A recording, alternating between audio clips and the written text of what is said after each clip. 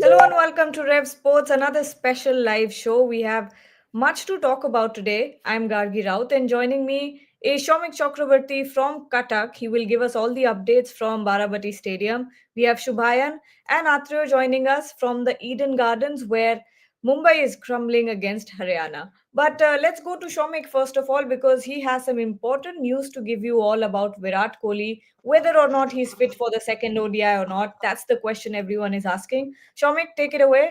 What's the update with Virat Kohli's injury? Yeah, Gavi, we will start with a news break here in the sense that if everything goes to plan, Virat Kohli will be available for the second ODI. He will play the second ODI. There was an apprehension that he might not travel with the team, but that has been subsided. Virat is here with the team, and Indian team will practice from 5 p.m. today. Hopefully, he will turn up at the ground for training. 5:15 is the press conference. See, Virat has an impeccable fitness record. Well, the last time he missed an India game was in 2022, a test against South Africa due to back spasms. Now, the thing is that if Virat is fit, and it is, I have spoken to close to the team, and there is nothing much to be worried about. As of now, as things stand, unless there is an 11th hour change, he will play, and in that case, in all likelihood, Jesse Jaiswal might have to make way. In the sense that in the first game, the Indian team planned with Jaiswal at the top, and Iyer was not there in their playing 11 scheme of things. But as Virat suffered a swollen knee, at the last moment they changed it. Shreyash himself said at post match that he got a late call from Rohit Sharma. He was watching a movie and he was asked to be ready for the game, and he came up with a blinder. He came up with a blinder, and after that innings, it was very difficult to drop Shreyash Iyer. Jasasi in the first game was a tad unlucky because he got a very good delivery from Jofra Archer. It was a delivery he had to play, so he was a tad unlucky. But then if Virat is fit, then Virat walks in. So Jaiswal might have to make way. Atra Shubhayan, this is the question that we're all talking about. Shomik is sure that Yashasvi Jaiswal will be the one that will make way for Virat Kohli. But do you have any other differing opinions when it comes to that? After Shreyash Iyer's incredible performance, that too when he was not supposed to start in the playing 11, I think it left a lot of impression and a very positive impact on the game as well. Atra, your thoughts? Who makes way for Virat?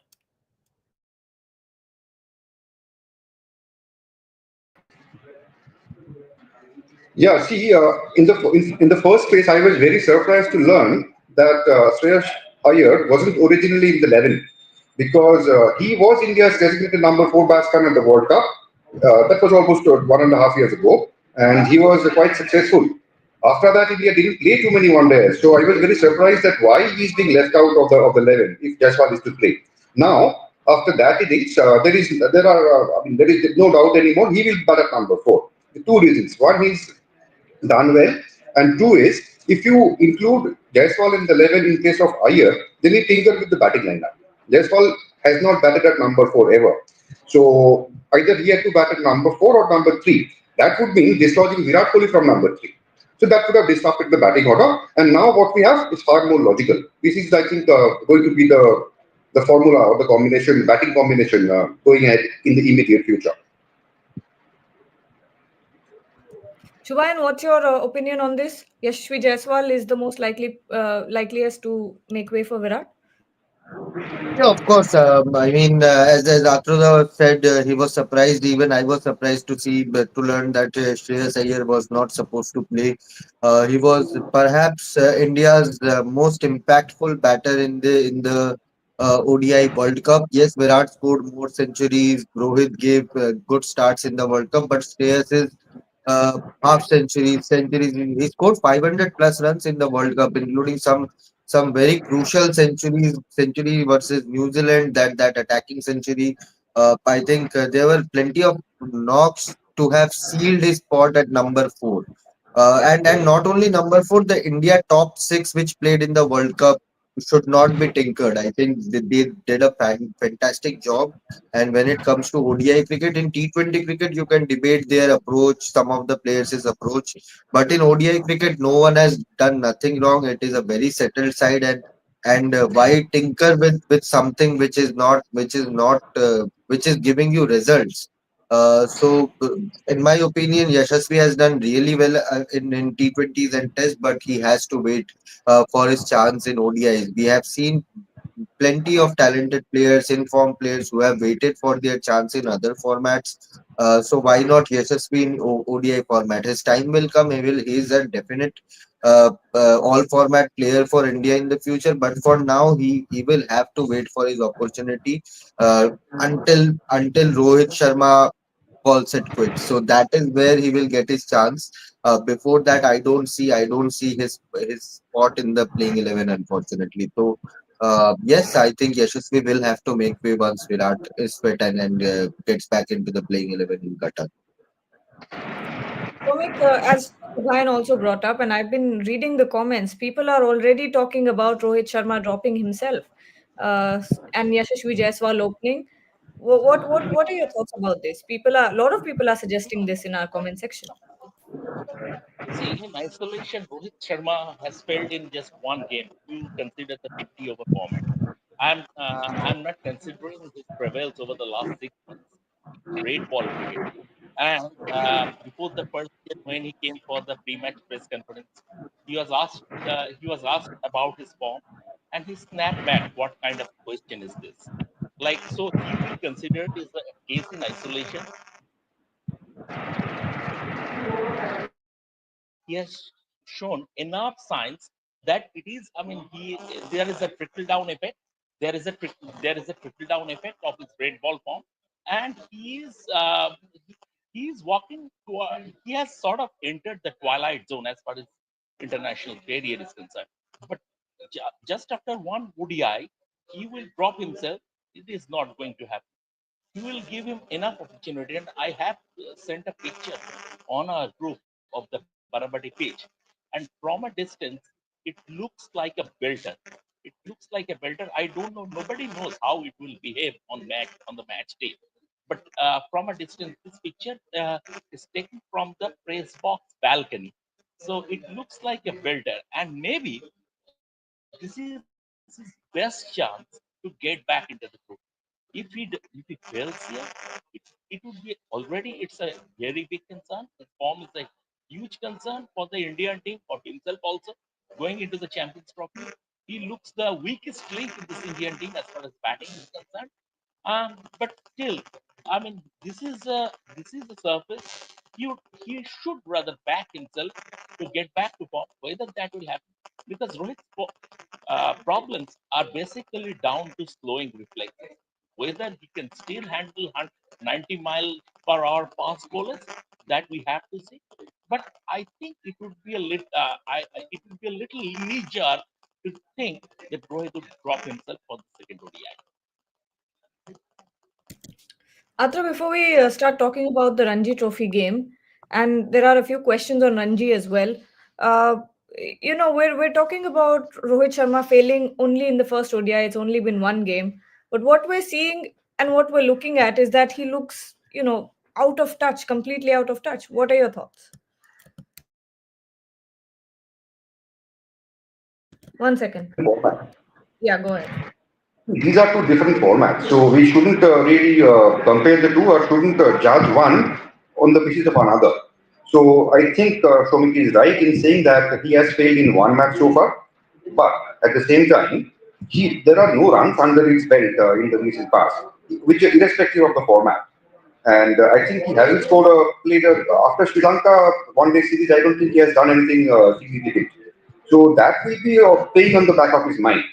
I mean, we can't ignore that. Yes, the formats are different, and Rohit is far more successful in one days than Test cricket overall in general. And but still, it will play on the back of his mind. And two more failures here will put him under tremendous pressure because there will be talk. Because at the moment we have somebody like Jaiswal sitting outside and who looks to be in good form. and who can be quite a destructive player in this format also. So it will be difficult to keep Jaiswal out for a long time if Rohit keeps failing. So the next two one-day matches against England are going to be an acid test for Rohit Sharma. And unfortunately for him and the Indian team, that there is no more time for trials or experiments because straight after this is a very important tournament, the Champions Trophy. And Indian team actually, I mean, despite that comprehensive win against England in the first ODI, Indian the think tank has a lot to ponder. There are some, they may have to take some tough decisions. And talking about the Ranji game at Eden Gardens, Mumbai not doing well at all. Tell us about it. See, Eden Gardens matches start at 9 a.m. Unlike most other pitches where it's 9:30 start. And early February, winter is gone, but there's still, at Eden Gardens, fast bowlers usually get some assistance early in the morning, especially. So that first hour was going to be crucial. And Anshul Kamboj, who's a bowler in form, he bowled Ayush Bhakre, the Bombay opener, teenage opener, with the first ball of the match. He was bowled middle stump. And Bombay kept losing wickets after that. The ball did a bit initially. In fact, four of the first four batsmen who got out were clean bowled. So Ayush Patre was the first one to dismiss. After that, Siddesh Lad. After that, Akash Anand, the other opener. After that, Surya Kumar Yadav.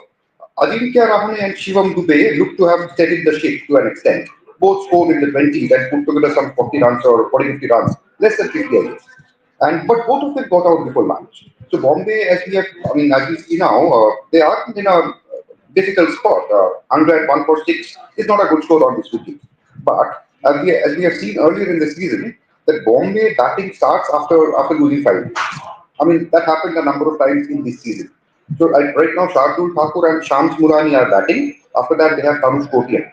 So I think they will try to bat out the day. That's the best they can hope for at the moment to bat out the day. Even that will be difficult. But the pitch is supposed to ease out in the second session. It should become good for batting. So Bombay doesn't. Not all hope is gone. Shiva, and a lot of people in our comments talking about why we're not questioning Gautam Gambhir since Shreyas Iyer was not in the starting 11. That he's doing some politics, this and that. Web of Taragi is asking Iyer went to domestic cricket, worked on his short ball game, which was reflected in the first ODI. Plus, his ODI record is already amazing. How come the think tank was not considering him in the playing 11? That's where the surprise was last evening, and I think we had discussed this even on match day -1 in our Hindi show that Shreyas Iyer majorly the debate was whether it would be Rahul or Rishabh Pant in the playing 11. But we thought that if both of them play, Yashasvi was never in our playing 11, so that is where our surprise is.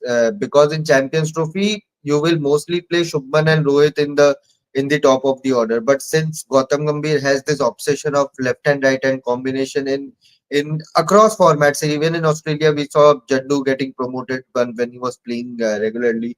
Uh, we saw that happen as well. So he has that obsession of left and right hand combination, and that is why we thought maybe Rishabh Pant could come in at number 4. But nowhere did we think that Yashasvi was going to play. But not only Gambhir, I think whoever, even if captain is involved in that discussion, and I'm pretty sure he was involved in that discussion. Someone has to put up a strong point that in 2019 we struggled for our number 4. We did not have a number 4. We dropped Ambati Raidu and we struggled in the World Cup. After that, we have found this guy who averages close to 50. He has strike rate of more than 100. He plays counter attacking knocks.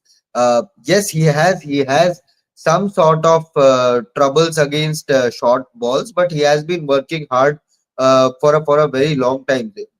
Entire During the entire 23 ODI World Cup, he was working on a short ball along with Rahul Dravid, specifically at the nets, and after that we have seen some sort of improvement. We have not played a lot of ODI cricket, and Shreyas Iyer was out of this international circuit due to numerous reasons. So if he has been working on his short ball, but now we are seeing a bit of results there. So To touch Shreyas Iyer in this format, I think is not done, because during the middle overs where you have your players who tend to become a bit slow, can't find boundaries. Shreyas Iyer is your player who will put up some sort of carnage against the spinners. He has that he has that game against spinner. Even against Adil Rashid, Shreyas Iyer, he was fantastic. Those reverse sweeps and sweep shots down the ground. He was fantastic in that knock, and the way he dealt Archer as well. He has done nothing wrong to be for his question to be for his position to be questioned in this format. So.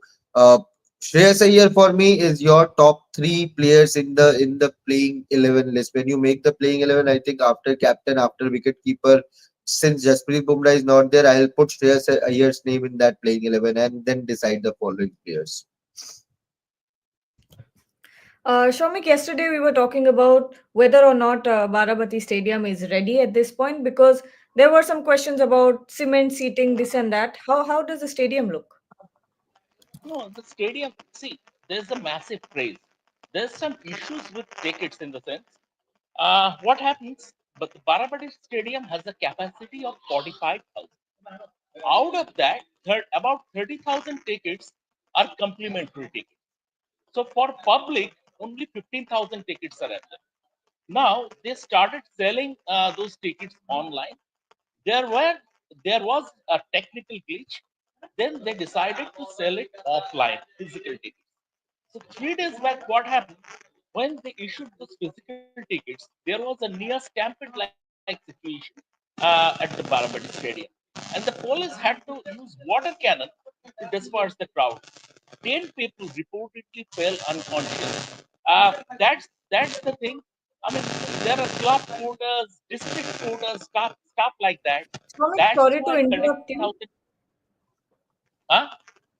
Sorry to Am I interrupt you, audible? but yes, but there's some screeching noise that pops up in the middle of nowhere. Are you sitting close to a speaker by any chance? No, no, no. Actually, there's some as because tomorrow is the game, the internet installations and all that going on. That's why All right, all right. But it's quite loud. Anyway, go ahead. it's quite loud. Yes. Okay, just a Try reconnecting your headphones, earphones. am I No, no. clear now? Yes, yes. Go ahead. Not no. Okay. So Gargi, what I was saying that yeah. So Gargi, what I was saying that out of a capacity of 45,000, when 30,000 tickets go to complimentary, 30,000 tickets go as complimentary, then it is. I mean, the spectators are left sort of high and dry. And Cuttack has been hosting an ODI for the first time since 2019.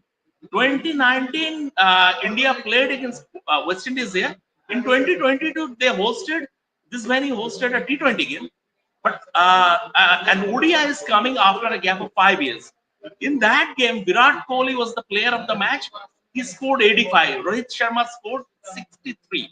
And as because international matches at this venue and Barabati was never going to get a World Cup fixture. So as because international matches at this venue is few and far between, obviously there would be craze. And there was, as I said, there was a near stampede-like situation when the physical tickets were went out for sale. Police had to use water cannons. 10 people reportedly fell unconscious. So it is like that. It will be a full house.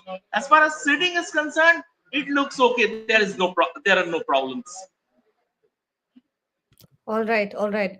When it comes to domestic cricket, Atro, there's one question by Saurav here. Watching all Ranji quarterfinals, all green tops, even in earlier two games, why? When in international games you dish out rank turners, then you question players like Sarfaraz who fail on those rank turners.